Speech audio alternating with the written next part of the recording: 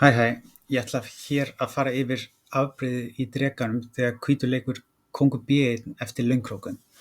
Þetta er eitt af svona mest krefjandi afbrigðunum sem svartur þarf að keppa á móti í þessu langkrókuring að línu. Skoðum fyrstu leikina.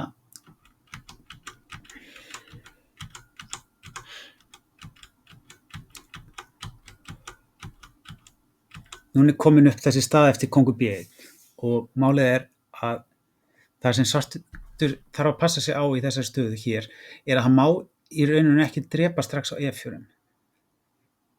Þá kemur hugmyndin hjá hvítum í ljós sem er að drepa á C6 og ef við uppskiptum hérna á D2 kemur þessi millileikur hér og svartur tapar manni. Þannig að svartur má ekki drepa á E4 í þessari stöðu. Þannig að það sem liggur beinast við fyrir svartan þegar hann sér þessa stöðu í fyrsta sinn er að skipta upp á D4 fyrst. Vegna þess að ef hvítur drepur tilbaka, segjum til dæmis bara með biskup, þá getur svartur einfaldlega drepið á E4 og þessi staða verður alltaf mjög fín fyrir svart út af því að hann er með betri peðastöð, hann getur sett biskupinn á E6, drottning A5, engin vandamál fyrir svartan í þessari stöðu. Ef hvítur drepur með drottningu, þá getur svartur væntanlega leikið bara eitthvað eins og biskup E6 og það er heldur engin vandamál í þessari stöðu. E5 er svarað væntanlega með riddari D7 og ef hvítur drepur á D5 drepur svartur með riddara og eins og ég segi, þetta er ekkert sem svartur þarf að hafa áhyggjur af. En það sem hvítur gerir í þessari stöðu hér er hann leikur millileik, frekar skringilegum millileik. Hann leikur E5. Hann er, eins og ég segi, skrítinn vegna þess að við vorum endan við að drepa mann. En í staðinn leikur hvítur peði áfram og hótar þá riddarunum sem eru þá báðir í uppnámi. Svartur þarf eitthvað að gera í þessari stöðu og hann hefur eiginlega bara einn góðan valmöguleika eins og er. Ef hann leikur eitthvað eins og bakka með F6 riddarann, eins og til dæmis D7, dreipur hvítur einfaldlega á D4 og ef við leikum E6, F4, þá er komin peðastæði hér sem er frekar döpur fyrir svartan. En þess að biskupinn á G7 er alltaf lélugur í svona franska varnar peðastöðu. Hann gerir ekki neitt, hann ætti miklu frekar heim á E7. Og einnig er þetta auðveldara fyrir hvítum að fara að opna stöðuna hérna á kóngsvængnum. Við getum séð til dæmis ef svartur reynir að opna stöðuna með F6 að við fáum einhvern svona stöðu sem er bara eiginlega bara frekar vond fyrir hvítan, fyrir svartan menni. En þess að hvítur þarf einfaldlega að leika biskup E2, H5 og staðan hjá svörtum opnast og svartur hefur ekkert til þess að býta í þessari stöðu. Hvítur getur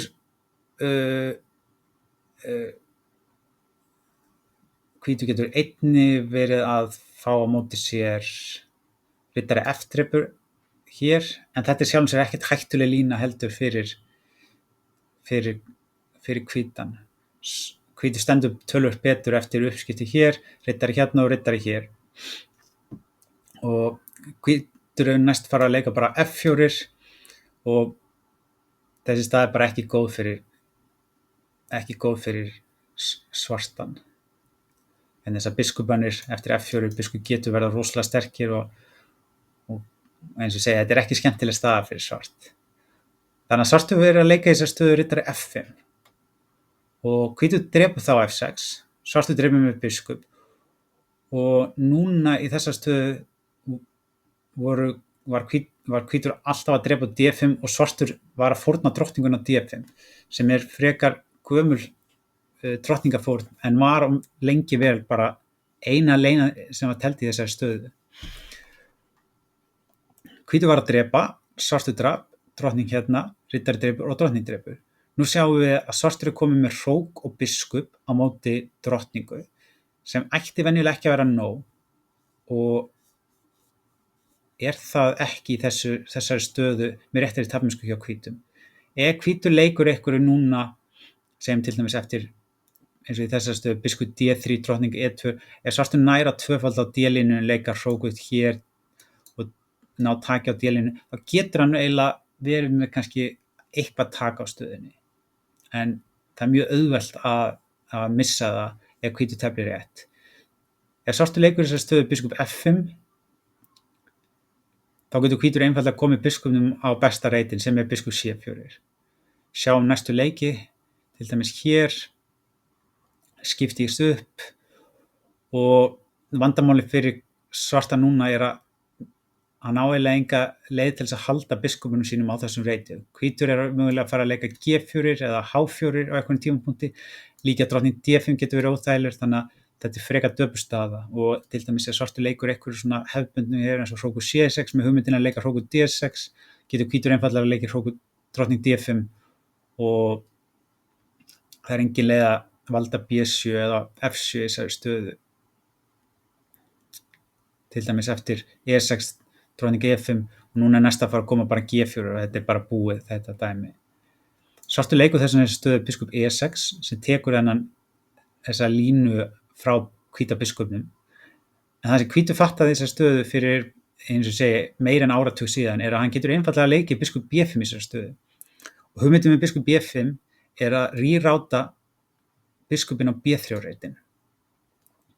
Og þar með því getum við skipt upp á svarta biskupnum og náð rosalega öryggri stöðu á kóngsvængnum. Þannig að við lokum allt mótspil fyrir svartan.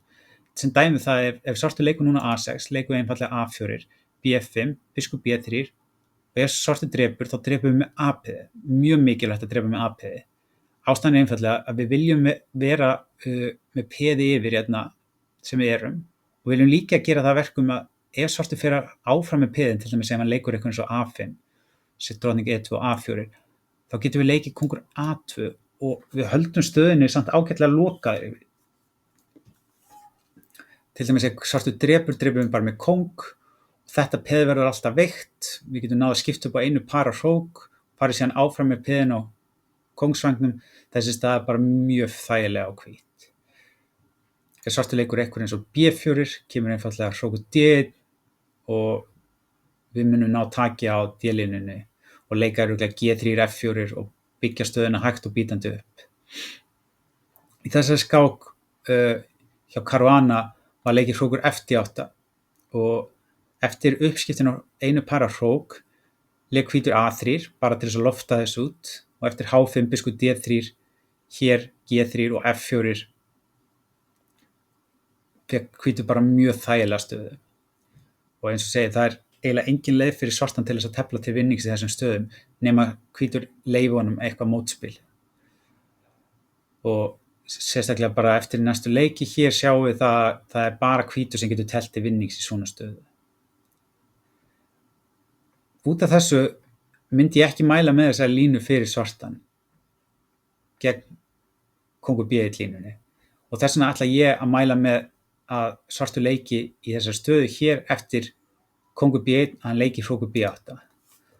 Hugmyndin með þessum sleik er að eftir uppskiptin á C6 getum við drepið með peði og þá er hrókurinn mjög vel staðsettur á B-línunni. En ég mun fjalla þessa línu betur í næsta myndbandi.